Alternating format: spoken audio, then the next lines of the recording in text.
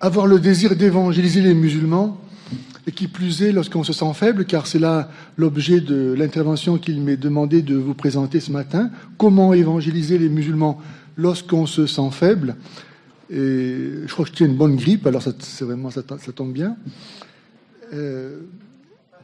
Donc ça vaut vraiment, c'est hautement méritoire dans les temps qui courent, et ça vaut certainement un accès privilégié au paradis. Ça, je peux vous garantir. Alors, nous avons bien noté qu'il s'agit de la question non pas pourquoi il faut évangéliser les musulmans, ça vous êtes censé le savoir, mais comment, et ce, en situation de faiblesse. La première chose à faire pour répondre à la question est de nommer la faiblesse. De quelle faiblesse s'agit-il? Il y en a toutes sortes. Je vais en nommer quelques-unes, celles qui me paraissent les plus handicapantes, et proposer aussi des moyens pour les conjurer, voire pour les utiliser. On peut les diviser, ces difficultés, ces faiblesses, selon qu'elles sont d'ordre intérieur, personnel, ou bien d'ordre extérieur, public. Je vais commencer par les difficultés personnelles. Une cause de faiblesse majeure face à l'islam et à notre devoir d'évangéliser les musulmans, c'est bien sûr la peur, qui dans un premier temps est toutefois une réaction normale et bonne, puisqu'elle a vertu d'un danger. Mais je vais y revenir lorsque je parlerai tout à l'heure du manque de foi.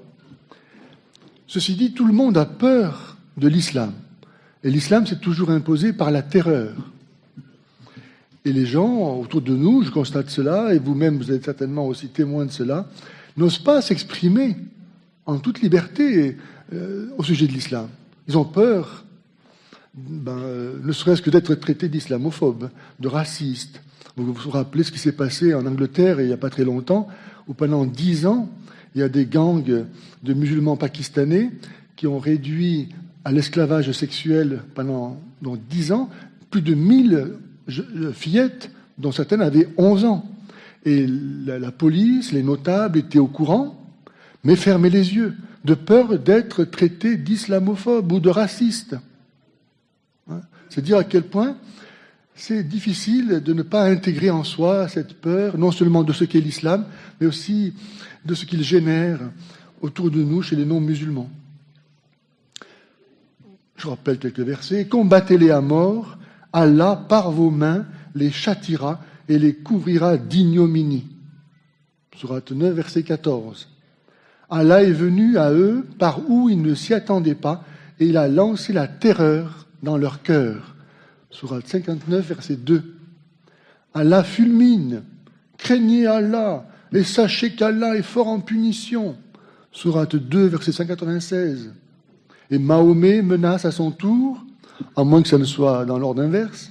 « Ô mes gens, adorez Allah, sinon vous serez terriblement châtiés. » Sourate 7, verset 73. En fait, un musulman, il vit terrorisé par Allah, qu'il ne connaît pas, qui est un être arbitraire, cruel, qui a décidé qui irait au paradis, qui irait en enfer, et qui soumet toutes les créatures à son bon plaisir qui est incompréhensible. Et donc il vit terrorisé, c'est pourquoi il terrorise à son tour. Toute personne de bon sens, et a fortiori tout chrétien, digne de ce nom, ne peut pas ne pas reconnaître ou avoir l'intuition que l'islam est démoniaque par nature. Qui peut venir après le Christ, sinon l'Antichrist? Si Jésus est Dieu, on ne voit pas que quelqu'un puisse venir après Jésus, se présenter comme venant de la part de Dieu. Ou alors toute notre foi est fausse, nous sommes complètement, depuis 2000 ans, trompés. Nous nous rappelons ces paroles de Jésus, cueille-t-on des raisins sur les épines ou des figues sur les chardons? Ainsi, tout arbre bon produit de bons fruits, tandis que l'arbre gâté ne produit que des mauvais fruits. Un bon arbre ne peut pas porter de mauvais fruits, ni un arbre gâté porter de bons fruits. Ainsi, c'est donc à leurs fruits que vous les reconnaîtrez. Les fruits de l'islam, comme nous le savons, ils sont tous mauvais. Bien sûr, il y a des musulmans qui, eux, en tant qu'hommes, peuvent faire le bien. Mais il faut bien toujours distinguer, quand un musulman fait le bien, ce qui appartient à l'islam et ce qui appartient à sa nature humaine. Comme dit Jésus, le Seigneur, il fait lever son soleil sur les bons et sur les méchants et tomber la pluie sur les justes et sur les injustes. Et donc Dieu aime tous les hommes, musulmans y compris. Et il leur donne, comme à nous, des talents, des vertus, des dons. Et lorsqu'un musulman donc fait le bien, il le fait parce qu'il écoute sa conscience, qu'il a la petite voix de Dieu parlant au cœur de tout homme pour l'inviter à faire le bien et à éviter le mal. Non pas parce qu'il écoute Allah. Donc il ne faut jamais attribuer à l'islam le bien que nous pouvons voir chez des musulmans. C'est pas moi qui le dis, c'est Jésus. Hein. Un arbre mauvais ne peut pas donner de bons fruits. Alors, ou l'islam est bon, ou il est mauvais. Mais s'il est mauvais, il n'y a pas de bons fruits. Une cause de faiblesse majeure face à l'islam, c'est aussi l'ignorance. L'ignorance des arguments que les musulmans font valoir pour justifier leur adhésion à l'islam. Et cette ignorance, n'imaginez pas qu'elle puisse être nécessairement dissipée par de savants instituts d'enseignement. Par exemple, le Collège des Bernardins à Paris propose un cycle de formation sur les religions abrahamiques, ce qui laisse entendre que cet établissement avalise la vision musulmane de la révélation divine. Déjà, on a accepté les catégories de l'islam pour rendre compte de l'existence du judaïsme, du christianisme et de l'islam. Comme s'il pouvait y avoir plusieurs religions abrahamiques. Parler ainsi, c'est oublier que Jésus a récusé la prétention des Juifs à se revendiquer de la descendance d'Abraham, puisque, comme les musulmans, ils refusaient de l'adorer, raison pour laquelle il les traita de fils du diable. Évangile de Saint Jean, chapitre 8, verset 44. Si Abraham était votre père, dit Jésus, vous m'aimeriez, car je viens de Dieu. Abraham se réjouit de mon jour. Mais vous cherchez à me tuer, dit Jésus. Donc, reconnaître une filiation abrahamique à l'islam, c'est nier, ni plus ni moins, la vérité de ce qu'est Abraham et sa foi. Cet exemple, donc, du Collège des Bernardins que je viens de citer, témoigne de l'avancée de l'islamisation à laquelle nous devons faire face. Le discours musulman rentre de plus en plus dans la société. Ce n'est pas simplement le halal, ce n'est pas simplement les piscines qui sont maintenant dédiées pour certaines d'entre elles exclusivement aux femmes à un certain moment, etc. De plus en plus, voilà, nous faisons nôtre le logiciel musulman. Ce n'est pas sans raison non plus que saint Jean-Paul II écrivait dans son exhortation apostolique Ecclesia in Europa en 2003, numéro 57, « Il est nécessaire de donner aux chrétiens vivant au contact quotidien des musulmans, et c'est notre cas de plus en plus, une connaissance objective de l'islam. » Et si le pape prend la peine de qualifier cette connaissance qu'il souhaite voir les chrétiens recevoir d'objective, ça signifie que toutes les connaissances ne sont pas objectives. Et là, j'en ai donné un exemple. Afin qu'ils sachent, dit-il encore, s'y confronter. S'y confronter. Il est donc aujourd'hui plus que jamais nécessaire d'acquérir cette connaissance de l'islam que délivre justement le Forum, Jésus, le Messie. Pour que, telle une lampe dissipant les ténèbres, nous arrachions à l'empire de Satan et donnions la vie éternelle aux musulmans de bonne volonté que nous rencontrons. Nous avons entendu hier le témoignage de nos amis venus d'Autriche et qui sont un exemple, un modèle pour nous. Et ils ont bien insisté sur le fait que nous devions aller au-devant des musulmans. Mais aussi, il nous faut fortifier notre foi et empêcher quiconque de se laisser séduire par le discours musulman. C'est là notre devoir de chrétien. Vous êtes la lumière du monde, dit Jésus. Il faut donc se former. Et à ce titre, d'ailleurs, j'ai écrit aussi cet ouvrage, Interroger l'islam, 1001 questions à poser aux musulmans, qui en est à sa 4e édition. afin de vous donner des arguments, c'est-à-dire des questions toutes simples, mais aussi pertinentes que possible à poser aux musulmans que vous rencontrez. Ainsi, la confrontation que demande Jean-Paul II, dans cet extrait que je vous ai cité, pourra porter du fruit. Cela marche très bien. Poser des questions. Le seul fait de commencer par adresser la parole à un musulman est déjà un acte de charité, qui lui permet non seulement de comprendre que vous ne le méprisez pas, mais que vous l'aimez et que vous voulez entrer en relation avec lui. Rien que le fait de lui adresser la parole est déjà énorme, car vous brisez ce mur de mépris, de haine dans lequel l'islam l'enferme, en lui faisant haïr tous ceux qui ne sont pas musulmans.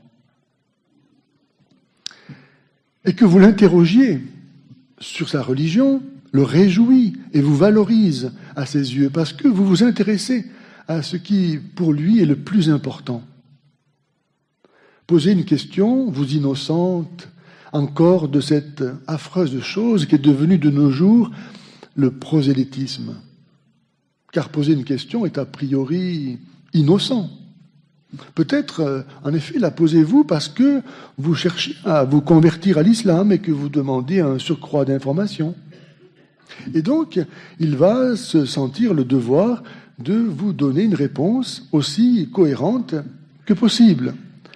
Et à partir du moment où un musulman commence à réfléchir sur sa religion, c'est le commencement de la fin pour lui, en tant que musulman.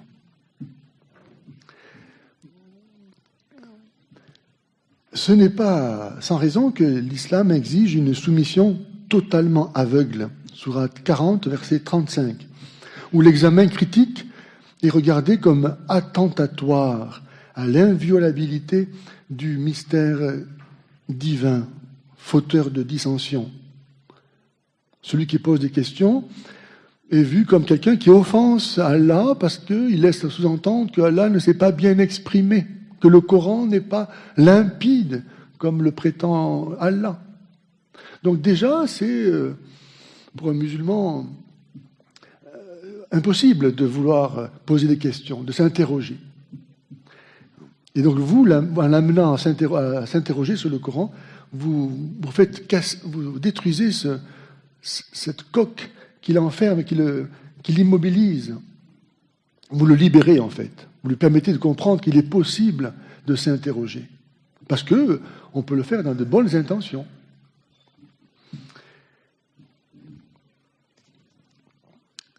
Et ça, c'est la méthode donc, que je recommande, plutôt que de chercher à présenter l'Évangile. Parce qu'il a appris, depuis le verso, que l'Évangile a été falsifié, que les chrétiens sont tous des affreux associationnistes. Et c'est la raison pour laquelle Allah a envoyé Mahomet et le Coran. Donc se référer à votre foi, pour lui, il est formaté pour la rejeter d'emblée. Il faut commencer par détruire en lui l'islam, avant de semer l'évangile. C'est la parabole, n'est-ce pas, des ronces dans le champ. Aucun paysan ne va semer son blé dans un champ où il y a des ronces. Il va commencer par arracher les ronces. Et nous, de même, lorsque nous rencontrons un musulman, il faut commencer par arracher de son âme ses préjugés, ses calomnies, ses mensonges dont il est abreuvé depuis le berceau au sujet de la foi chrétienne. Donc il faut lui montrer que l'islam en lui-même n'est pas ce qu'il imagine.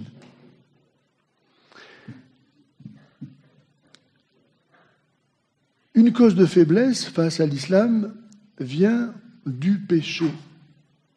On n'entreprend pas une entreprise comme celle de l'évangélisation, qui est la plus importante. Je vous rappelle qu'en Romains 10, 9, 10, Saint Paul lie la foi à la mission. Il dit, si tu crois dans ton cœur que Jésus est ressuscité, alors tu deviens juste, et si de ta bouche tu proclames ta foi, alors tu parviens au salut.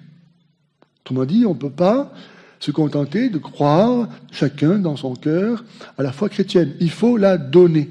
On ne possède que ce que l'on donne. Sinon, on aura le sort que Jésus a annoncé de celui qui croit avoir, mais dont on prendra ce qu'il croit avoir. Et il n'y aura plus rien. Parce que celui qui ne donne pas la foi, en fait, il est comme celui qui n'a pas de foi. Celui qui n'a pas la foi, il ne peut pas la donner. Et celui qui a la foi et qui ne la donne pas, il est comme celui qui n'a pas de foi. Donc il sera traité comme celui qui n'a pas de foi. Et pour cette entreprise donc d'évangélisation, il nous faut vivre saintement pour pouvoir permettre à l'Esprit Saint d'agir à travers nous. Ce serait là une folie, de même que faire un exorcisme lorsqu'on est lié soi-même par le péché, c'est-à-dire lié à Satan, c'est se condamner soi-même à l'échec et à recevoir des retours de coups de bâton. Et donc il faut vraiment, c'est un devoir, une exigence de sainteté. Alors, dans ces ruses du péché, qui sont aujourd'hui très courantes, y compris dans l'Église, on peut par exemple trouver le cas de celui qui va nous dire que nous avons le même Dieu. On en a parlé hier, donc je ne vais pas insister, ou que nous avons les mêmes personnages, que les musulmans, eux aussi, croient en Jésus et en Marie. Mais évidemment, ce ne sont pas les mêmes. Donc il faut savoir déjouer tous ces pièges. Et pour ça, il faut avoir un esprit clair.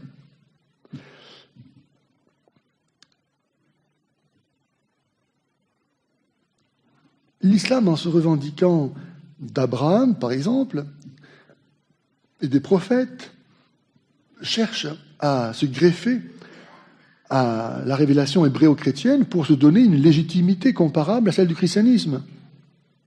Comme si, voilà, le tronc de la révélation chrétienne aurait produit plusieurs branches, le judaïsme, le christianisme, l'islam. On ne sait pas pourquoi, mais ça s'arrêterait à l'islam. Et ce faisant, donc, en ayant acquis une notoriété, une autorité semblable à celle du christianisme, eh bien, il va revendiquer les mêmes droits. Et c'est pour ça qu'aujourd'hui, il est traité dans l'Église à l'égal du christianisme. Alors que fondamentalement, c'est un mensonge et éhonté, une imposture. Et pourtant, non. Parce qu'on croit ce que dit l'islam de lui-même, à savoir qu'il se rattache à Abraham. On renie notre propre foi si on accepte ça.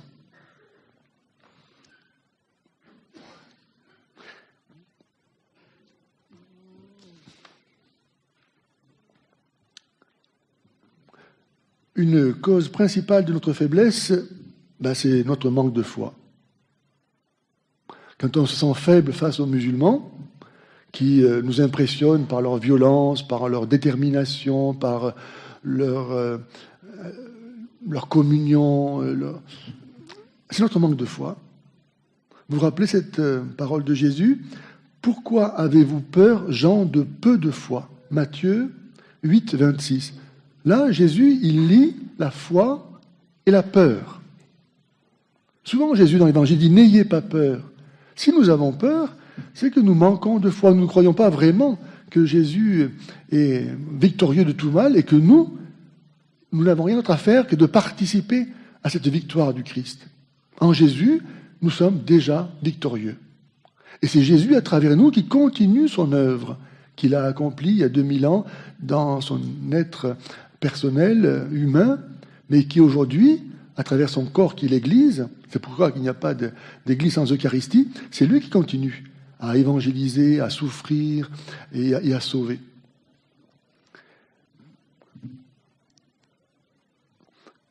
Il y a beaucoup de peurs, aujourd'hui de phobies, comme on dit, dont certaines, comme l'islamophobie, sont devenues répréhensibles.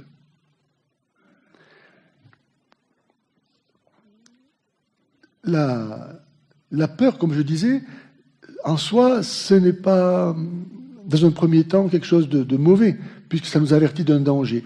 Ce qui peut être mauvais, c'est ce qu'on va décider de faire, une fois que nous avons conscience du danger. Il y a deux attitudes qui peuvent procéder de cette alerte, guidée par les vertus de prudence et de courage, ou bien par les vices de lâcheté et de présomption. Soit on va fuir, soit on va passer à l'attaque. Mais dans les deux cas, il faut bien juger de savoir quelle est la vraie attitude, car ces deux attitudes peuvent être commandées soit par les vertus, soit par les vices.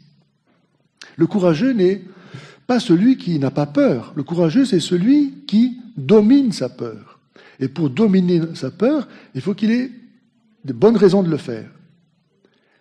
L'expérience montre qu'en fait, on peut tout supporter, dans la mesure où on y trouve un sens. Et nous, c'est notre foi qui nous permet de trouver un sens à ce que nous vivons et à ce que nous souffrons. Si on n'a pas la foi, eh ben on va partir quand on verra la croix.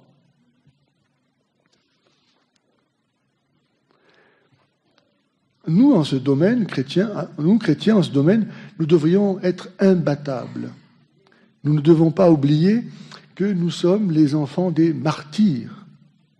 Si pendant 3 siècles, nos pères, nos mères n'avaient pas accepté, en recevant le baptême, d'être mangés par les lions dans les cirques de l'Empire romain, nous ne serions pas là aujourd'hui. À quel prix sommes-nous prêts à donner à notre tour ce trésor de la foi que nous avons reçu? On n'a pas mieux à faire.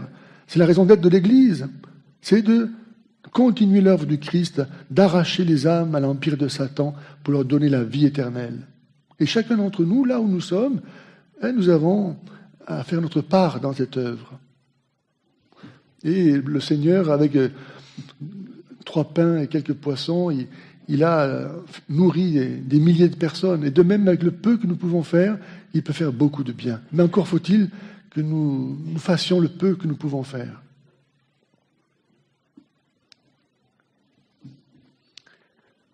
La mission est donc la preuve de la foi. Celui qui n'a pas la foi ne va pas évangéliser. C'est évident.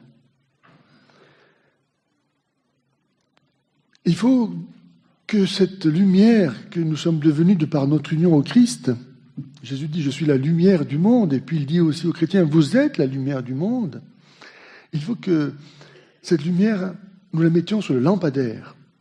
Nous prenions les moyens pour démonter sans crainte les mensonges, les artifices de l'islam. Ne jamais laisser dire du bien de l'islam, si peu que ce soit. Toujours montrer pourquoi, derrière cette apparence, la réalité est autre. Comment le mensonge se cache sous les apparences, souvent de la vertu. Et en fait, tout ce qui n'est pas commandé par la charité, nous dit saint Paul, ne vaut rien. Je pourrais livrer mon corps aux flammes, je pourrais donner tous mes biens aux pauvres. Si je n'ai pas la charité, ça ne me sert de rien. Et la charité, ce n'est pas la bienfaisance. La charité, c'est l'amour même de Dieu qui nous est donné par l'Esprit Saint, qui a été répandu dans nos cœurs, et c'est par cet amour que nous pouvons aimer Dieu de l'amour dont Dieu s'aime lui-même. Ce n'est pas à mesure humaine. Et c'est cet Esprit Saint qui nous permet de choisir ce que nous devons faire, quand nous devons le faire et comment nous devons le faire. Mais ça suppose donc d'être unis au Christ.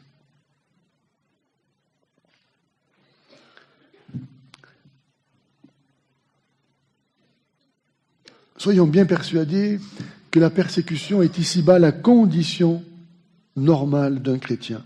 Si quelqu'un veut être mon disciple, dit Jésus, qu'il prenne sa croix chaque jour et qu'il me suive. Une croix, c'est fait pour souffrir et pour mourir. Et donc, si chaque matin, en nous levant, nous ne sommes pas prêts à souffrir et à mourir pour Jésus, nous ne sommes pas chrétiens. Il faut penser à tous nos frères et sœurs qui, dans le monde, souffrent, eux, bien plus que nous, à cause de leur foi chrétienne. Et qui vivent, je pense à un frère et sœur du Pakistan, du Nigeria, enfin, partout où l'islam s'est installé, évidemment, comme il est un antichrist, il persécute les chrétiens. Dans quel enfer ils vivent, ces frères et sœurs? Mais il n'y a pas de raison qu'eux vivent ça et pas nous. Hein. Le témoignage de Joseph Adel, qui a tant souffert pour l'amour de Jésus, est pour nous une leçon admirable. Si vous n'avez pas lu déjà Le prix à payer, que vous pouvez trouver là sur un stand, lisez-le, parce que vraiment c'est donc quelque chose de contemporain. Et vraiment, Joseph, il montre à quel point il aime le Seigneur. C'est impressionnant. Il y a aussi l'histoire de Moussa Diabaté, qui est très instructive, ce jeune Malien, qui savait, lui, un bon musulman, qu'il n'y a pas d'autre assurance pour un musulman d'aller au paradis que de mourir au djihad ou de tuer un renégat. Et ayant appris qu'un de ses camarades, ayant eu la maladie, avait été soigné par des religieuses à Bamako, au Mali, et ce concitoyen, devant la charité de ces religieuses, s'est dit, mais le Dieu de ces religieuses est meilleur que le mien, parce que le mien, il fait rien pour moi, et le Dieu de ces religieuses, il me soigne. Et donc, il est devenu chrétien. Et donc, Moussa, ayant appris que son concitoyen, son condisciple, était devenu chrétien, il décide d'aller le tuer. Et donc, il va faire 200 km dans le désert. Il ne prend pas l'autobus parce que c'est réservé aux femmes. Et il va donc à Bamako. Il trouve son ancien collègue qui lui dit « Je sais pourquoi tu es venu. Tu es venu pour me tuer. Eh bien, je te remercie parce que tu vas m'envoyer au paradis. Mais avant d'aller au paradis, je dois te dire que Jésus t'aime. » Et ce Moussa, il a été scotché devant le fait que ce chrétien n'avait pas peur de mourir et qu'il l'aimait. Donc il ne l'a pas tué, tellement qu'il était impressionné, et lui-même s'est converti à son tour. Et maintenant, il évangélise.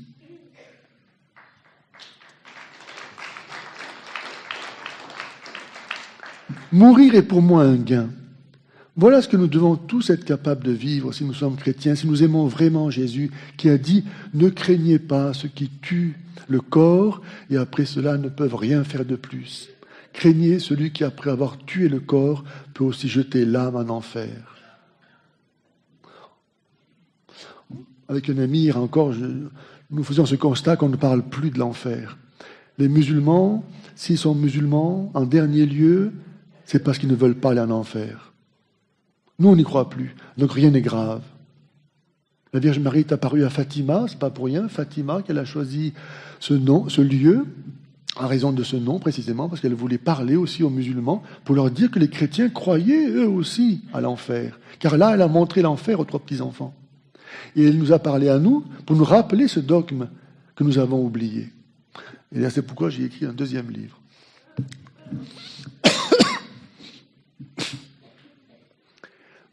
Ce qui nous empêche souvent de bien vivre et que nous vivons comme si la mort était la fin de la vie, alors qu'elle est notre naissance à la vraie vie, à la vie qui ne passera jamais. Nous ne devons donc pas vivre comme les gens qui n'ont pas de foi, mais comme les membres du corps du Christ livrés pour le salut du monde. Il n'y a pas de raison que Jésus tout seul, lui qui est la tête du corps, donne sa vie et pas nous. Si nous retrouvons cette joie qu'avaient les premiers chrétiens, quand on lit les annales des premiers chrétiens, des premiers martyrs, ils allaient d'eux-mêmes, nous disent les annales, se présenter au juge en disant « Moi, je suis chrétien. Moi, je veux suivre mes amis qui vont être mangés par les lions dans le cirque. » Ils allaient se dénoncer eux-mêmes. Et c'est ça qui a converti l'Empire romain. L'Église n'avait pas d'armée. Elle n'a pas conquis l'Empire romain par ses forces militaires. Les chrétiens étaient une petite poignée comme ça dans l'Empire romain, mais c'est leur force et leur amour mutuel qui a impressionné les Romains. Les Romains se disaient, mais qui sont ces gens? On les persécute, on les tue, on les vole, et non seulement ils n'ont aucune haine contre nous, mais ils sont tout contents d'aller retrouver leur Jésus au paradis. Mais qu'est-ce que c'est ça? Et c'est comme ça qu'ils se sont convertis. Pourquoi on ne retrouverait pas cette joie, nous aussi, d'être les témoins du Christ? Et comme disaient les babouchkas dans les goulags communistes du RSS, plus c'est dur, mieux ça vaut. Nul d'entre nous, dit saint Paul, Romains 14, 7, 9, nul d'entre nous ne vit pour soi-même, comme nul ne meurt pour soi-même.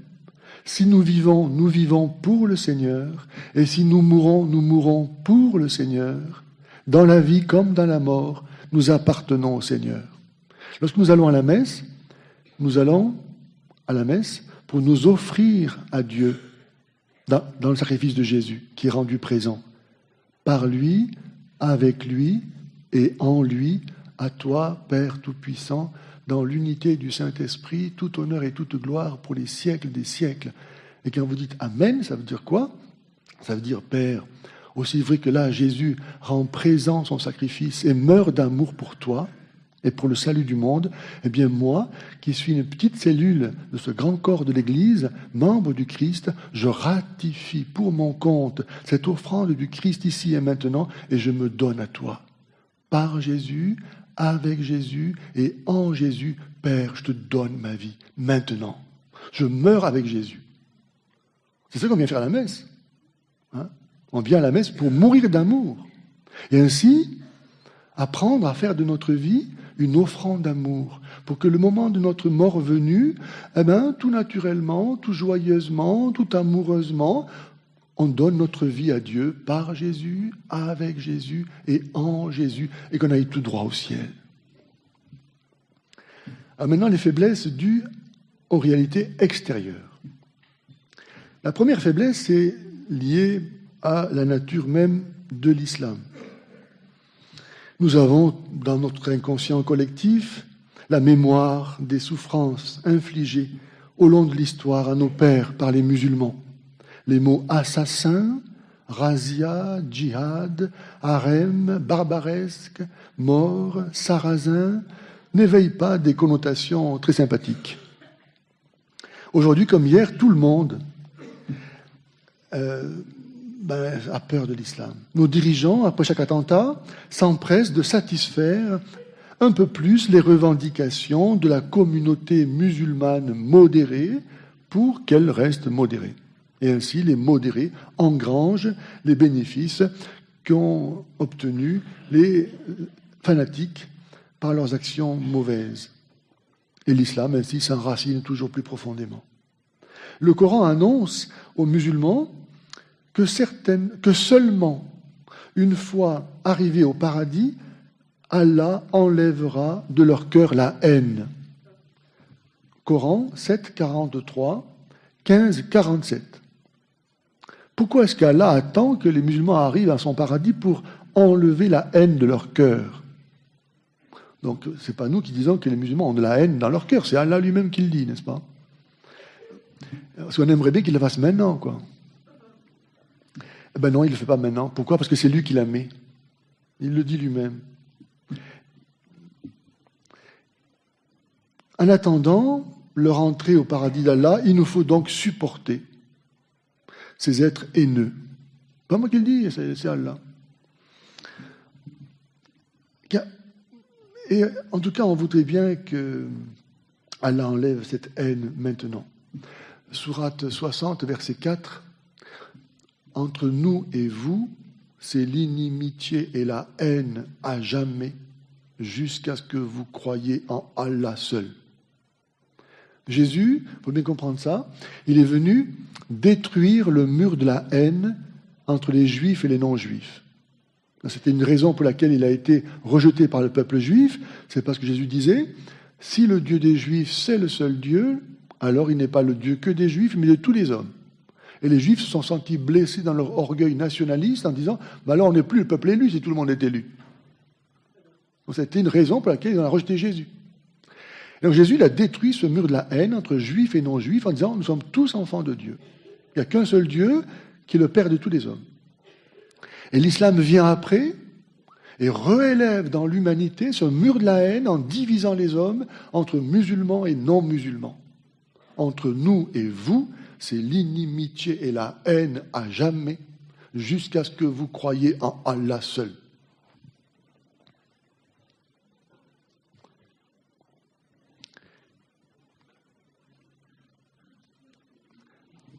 Il est difficile d'avoir un cœur bon lorsqu'on vit avec quelqu'un qui vous hait. Moi, vous comme moi, vous voyez des vidéos un peu partout sur Internet qui montrent comment, en France, les personnalités musulmanes font profil bas en ce moment pour étendre leur pouvoir, mais que le but visé, c'est bien l'instauration de la charia, telle qu'on la trouve dans les pays musulmans. L'hypocrisie et le mensonge sont des préceptes honoré par l'islam, lors de la taqiyya. Du moment que ça sert l'instauration de l'islam, tout est justifié. Donc c'est difficile de vivre avec quelqu'un qui n'est pas honnête, qui ne donne pas vraiment le fond de sa pensée. Mais ce n'est pas seulement parce que ces pauvres gens, en faisant ça, font le travail de Satan et se damnent, que c'est difficile à supporter. Non seulement parce qu'ils empoisonnent notre vie temporelle, on aller se promener dans les banlieues, comme vous savez aussi bien que moi, le climat d'insécurité qui règne aujourd'hui nous a bien changé notre pays, mais ça met en danger notre propre vie éternelle. Parce que Dieu nous demande d'aimer nos ennemis et de pardonner du fond du cœur. Et lorsque certains ont souffert des injustices, des humiliations, je me rappelle, j'avais vu un reportage au Pakistan, une petite communauté chrétienne, les musulmans étaient venus mettre le feu à leur quartier, et il y avait une dame chrétienne là qui disait « je les hais ». Et je me disais, voilà, Satan a réussi son travail. Voilà, il a réussi à damner cette pauvre femme qui, sous le coup de la souffrance, au lieu de pardonner, elle-même, elle a intégré la haine. Donc il faut se préparer, quoi. Parce qu'il faut, non seulement on ne sait pas ce qui peut se passer pour chacun d'entre nous, mais aussi pour témoigner, pour exhorter les autres à prendre cette attitude de combat. Ne pas se laisser dominé par le démon. Le démon, quand il nous fait souffrir, il ne veut pas seulement nous faire souffrir. Ce qu'il veut, c'est nous rendre mauvais. Pourquoi Jésus dit, si vous ne pardonnez pas du fond du cœur, Dieu non plus ne vous pardonnera pas. Mais pardonner, parfois, c'est bien difficile.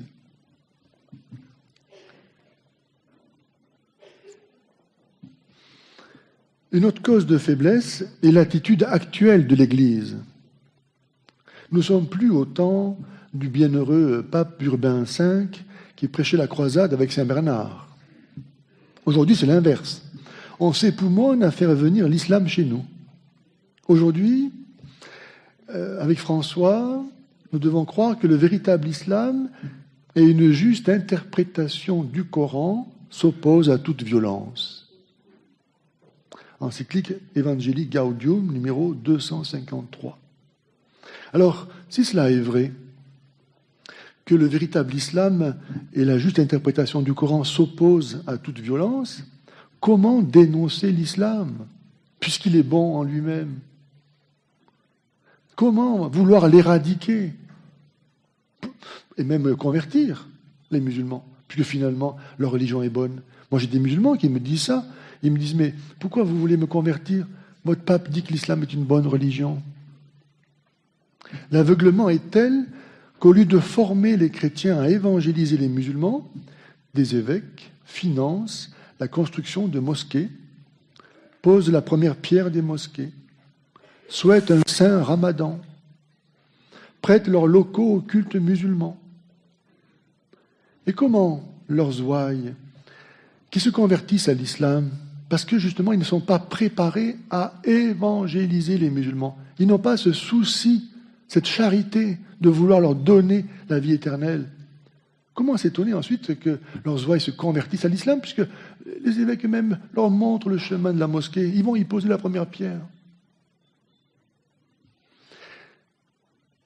Comment ces chrétiens pourront-ils ne pas, au jour du jugement dernier, leur reprocher de les avoir guidés vers l'islam? Qui croit encore qu'il n'y a de salut que dans l'Église catholique? Qui croit encore que l'islam conduit en enfer? Que fait le bon berger lorsqu'il voit le loup? Il le chasse au prix de sa vie, nous dit Jésus. Tandis que les bergers mercenaires s'enfuient en abandonnant le troupeau au loup. À quoi sert depuis 60 ans le dialogue islamo-chrétien? Sinon à honorer et légitimer la présence de l'islam chez nous. Au lieu de combattre l'islam, nous lui ouvrons grand nos portes.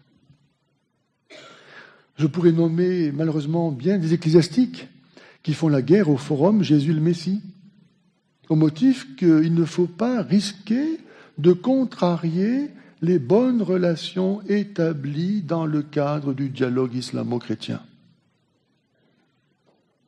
Voilà. On préfère entretenir l'illusion d'un bien-être passager plutôt que de former à l'évangélisation, d'avoir une attitude d'attaque. Saint Paul disait « Défendez-vous avec les armes offensives et défensives de la justice ». Le diocèse de Seine-Saint-Denis, il y a quelques jours, a publié sur son site internet un avertissement disant que notre forum, aujourd'hui, Jésus le Messie, n'avait aucune légitimité et que nous étions un lobby islamophobe, que nous prêchions le rejet de l'autre et que, malheur, nous avions la volonté affichée de convertir les musulmans au christianisme.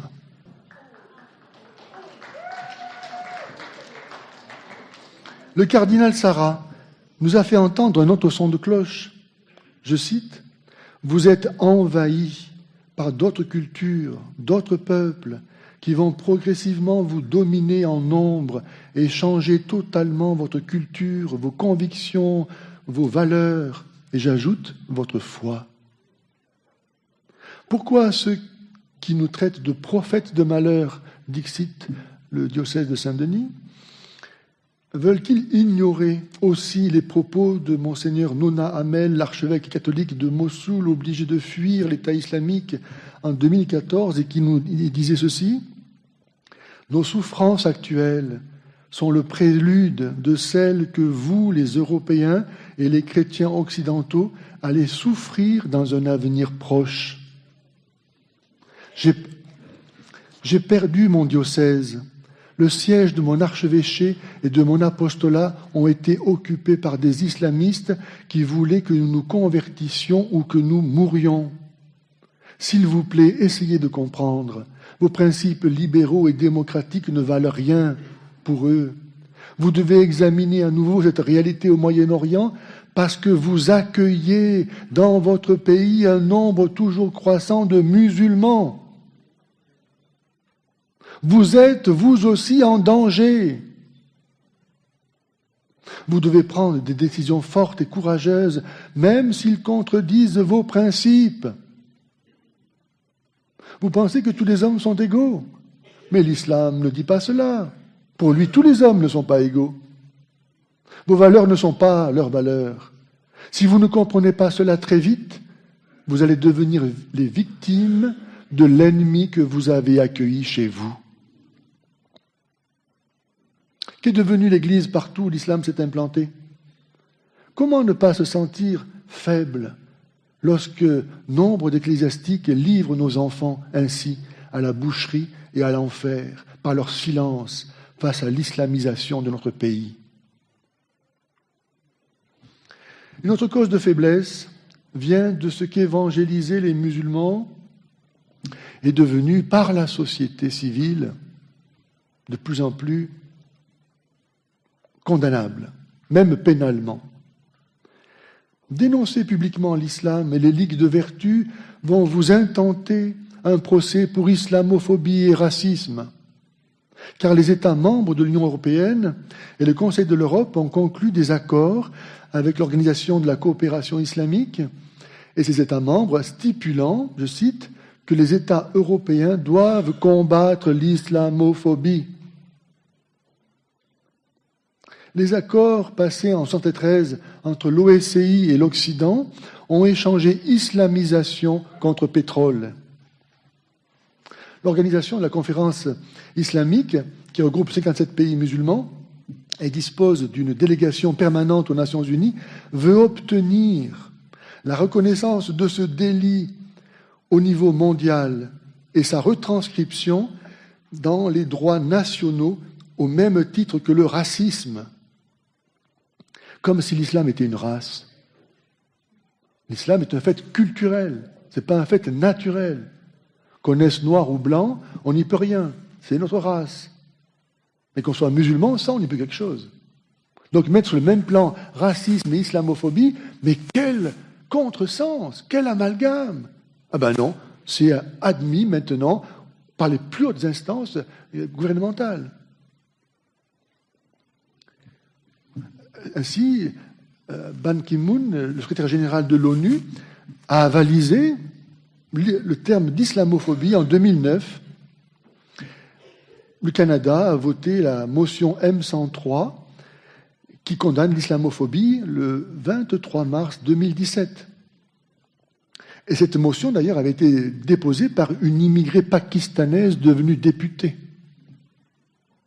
Vous avez peut-être entendu parler de la condamnation le 25 octobre dernier par la Cour européenne des droits de l'homme de Madame Elisabeth Sabavitch-Wolf, cette conférencière autrichienne, déjà condamnée en appel dans son pays par la justice pour avoir dénoncé la pratique du mariage des mineurs en islam, s'inspirant de l'exemple donné par Mahomet, qui épousa, comme vous le savez certainement, Aïcha, alors qu'elle était âgée de 6 ans, laquelle il déflora à l'âge de 9 ans, lui-même étant âgé de 56 ans. Elle n'inventait rien. Elle ne faisait que redire ce que les traditions musulmanes disent elles-mêmes et qui sont la source du droit musulman en la matière. Et cependant, la CEDH a conclu à l'unanimité que cette affirmation de Mme Sabavitch-Wolf